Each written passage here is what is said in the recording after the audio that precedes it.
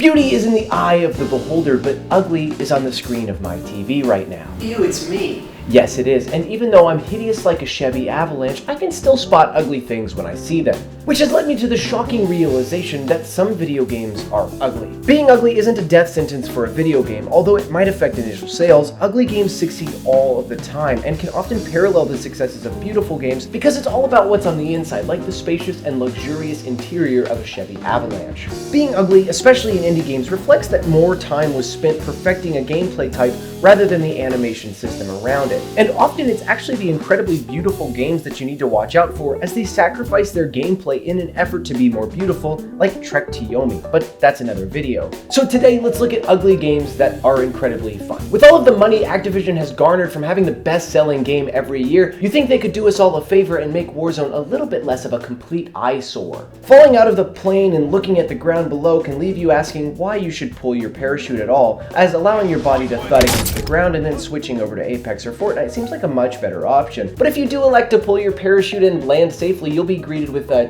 textures not loading in. But also pretty fun gameplay. Because Warzone's extremely well-paced movement and tight gunplay allow the player a rush of adrenaline, as precision and skill are required in every fight. Its awful art direction is countered by amazing gunplay that perseveres over the blood pooling in your eyes. You might hate looking at it, but if you look elsewhere, you might not find anything nearly as fun. Writing a whole section about how one indie game is ugly would probably be frowned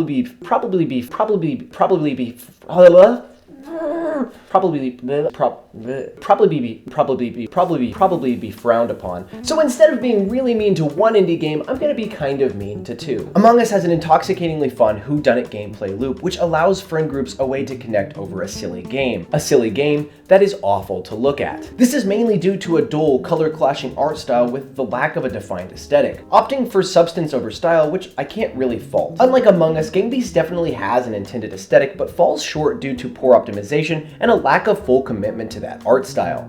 Gang Beasts is still an incredibly fun game that manages to hook friend groups into its last man standing death brawl, but the 80s raw meat aesthetic is confusing and muddled in a hideous fashion. Finally, we arrive at my most controversial opinion pertaining to video game ugliness. Minecraft. Minecraft's blocky style has been on the up as aesthetics go ever since the game's launch. The water is prettier, the landscape is filled with life, and the colors pop more than ever, but nothing will ever truly redeem the uncanny and uneven world that Minecraft takes place within. Blocks popping in and out of draw distance over the horizon, biomes changing on a dime without transitions, unreactive grass, and clunky sound effects all make Minecraft feel unnatural, but at this point it has been in the video game ethos for so long that we perceive it as normal, as natural. Minecraft is still a great game, but it's a great ugly game.